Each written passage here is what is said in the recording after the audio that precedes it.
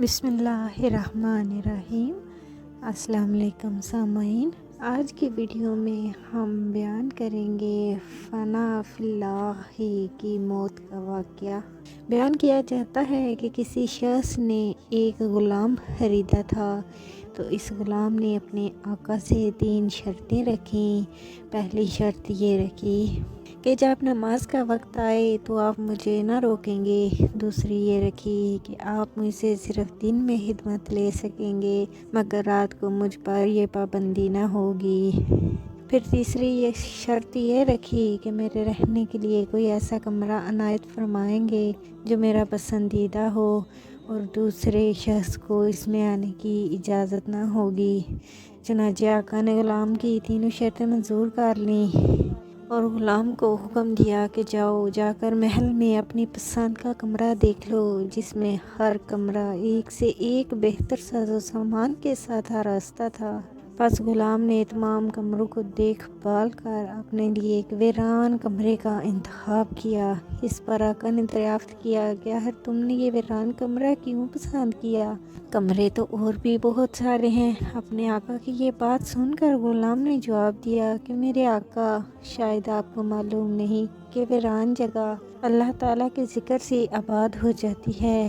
اس کے بعد اس غلام نے اسی ویران کمرے میں رات کو رہنا شروع کر دیا، اور یہ بات پہلے ہی طے کی تھی کہ رات کو غلام آزاد رہے گا۔ جب غلام کو اپنے پسندیدہ آزاد کمرے میں رہتے ہوئے کچھ عرصہ گزر گیا تو اس کے آقا نے ایک دن رات کو بزم احباب منعقد کی، اور نصف شب کے بعد جب دوست و احباب رخصت ہو گئے تو مالک مکان چہل قدمی کرتا ہوا غلام کے کمرے کی جانب جا نکلا۔ کیا دیکھتا ہے، ایک نورانی قندیل نے اوپر سے آ کر کمرے کی خالی چھت کو گھیر رکھا ہے، اور غلام سجدے میں پڑا ہوا اپنے رب سے دعا اور مناجات میں مصروف ہے کہ میرے پروردگار، دن کو تو نے میرے آقا کی خدمت میرے ذمہ واجب کر دی۔ اگر یہ خدمت میرے ذمہ نہ ہوتی تو میں رات دن تیری عبادت میں مشغول رہتا، لہٰذا تو میرا عذر قبول فرما لے۔ اس کا مالک تعجب کے ساتھ صبح صادق تک اس عجیب منظر کو دیکھتا رہا۔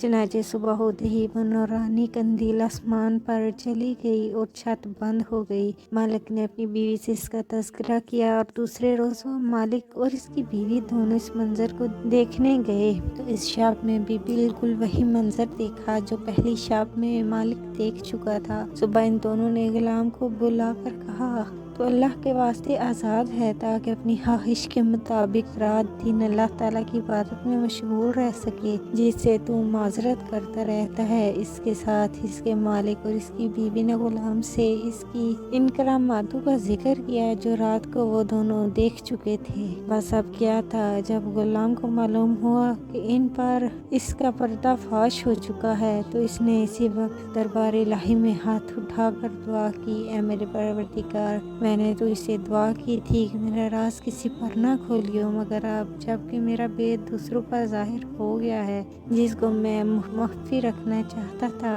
تو مجھ کو اپنے پاس بلا لے۔